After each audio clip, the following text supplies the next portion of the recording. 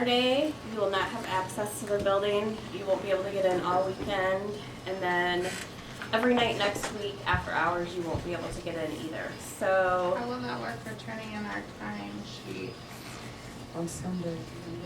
Bring you them in do Monday. it either. Monday during like I said, Business it's not a hours payroll or- week next week, so you can turn them in during the day on Monday. Okay. So if you need MAR sheets or whatever, make sure you stock up. Time sheets, progress notes, whatever you need, make sure you stock up. You know, if you need something, we can stick it in the house bag and send it to the house. It's not a huge deal. So we have already talked about our harassment, and I wanted to start out by just kind of, harassment might mean something different to everyone, and so just kind of getting some ideas on what you guys think harassment is. And these are some words, very small words.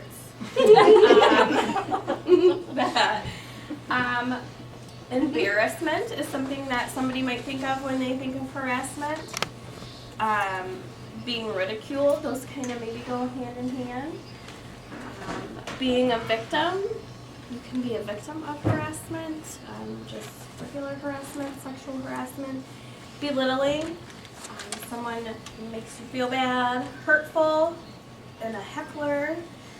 If you're a comedian and you're getting heckled, they might be harassing you. And then someone also wrote sexy talk, which would be, maybe sexual jokes or sexual comments, or there's, Chris just said to me, nice necklace, But you could have been like, hey, there's a nice way and a not so nice way to say things. So, don't think you can't compliment people or tell them that, but there's just a non-creepy way to do that. So. Except for when I do it. I'm just kidding. And I don't know why I just have to pick on Chris. I'm sorry. Always. I'm just going to read through our sexual harassment policy in the handbook so that everyone is up to date and current with that. The company has a workplace that is free from sexual harassment. As a policy of the company that sexual harassment in the workplace in any form is strictly prohibited.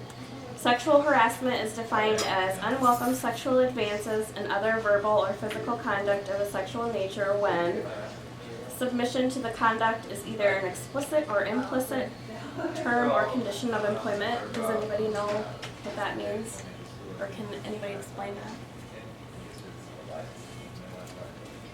Maybe like, if you don't make out with me, you're not going to get your raise. Or you have to have sex with me in order to keep your job.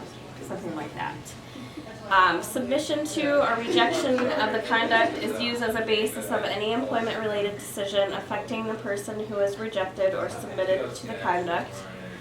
The conduct has a purpose or effect of unreasonably interfering with a person's work performance or creating an intimidating, hostile, or offensive work environment. And this is something that has kind of come to my attention. Up until a year ago, we never had any males in the office. And so our lunch conversations, we vented about our husbands, or maybe we talked about, hormones or something. And so we have to be a little more cognizant of that now that, that there are other people at the lunch table, and maybe they want to hear us, bashing our husbands every day at lunch, or, and so we just have to make sure that we're keeping it appropriate and being respectful of our male counterparts. Sexual harassment shall include, but not necessarily be limited to, unwelcome sexually related, obscene, or suggestive language, gestures, coercion, humiliation, embarrassment, and physical contact. Note, a key point in the term is that unwelcome is determined by the recipient of the harassment.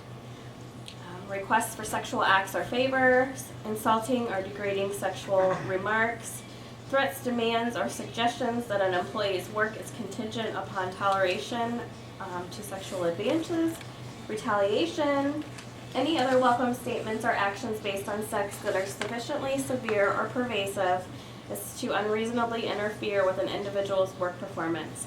And I know that our policy and a lot of the things focus specifically in sexual harassment, but it could be any harassment. It could be because I have purple hair or because I'm short. You know, it could be any type of, we had a discussion the other day about who was taller in the office, and so we were giving each other a hard time about being short. Or it could be, you know, religion. We talk about religion sometimes at the lunch table. That could be offensive to someone. So it's not just sexual harassment. We're talking about, I guess, any type of harassments. Failure of an employee to adhere to the above policy will result in appropriate disciplinary action, including termination of employment.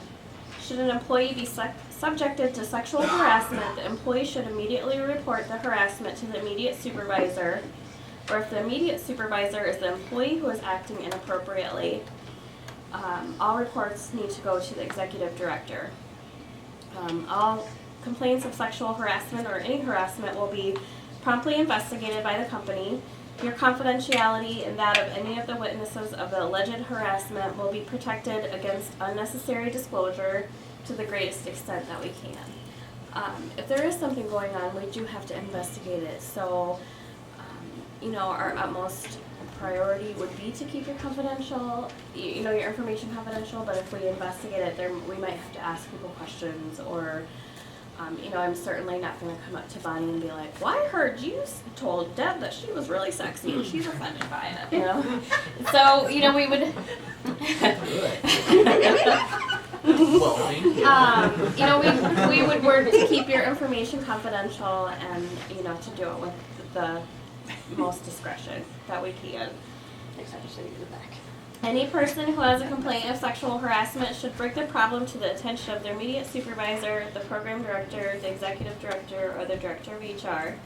A confidential investigation will be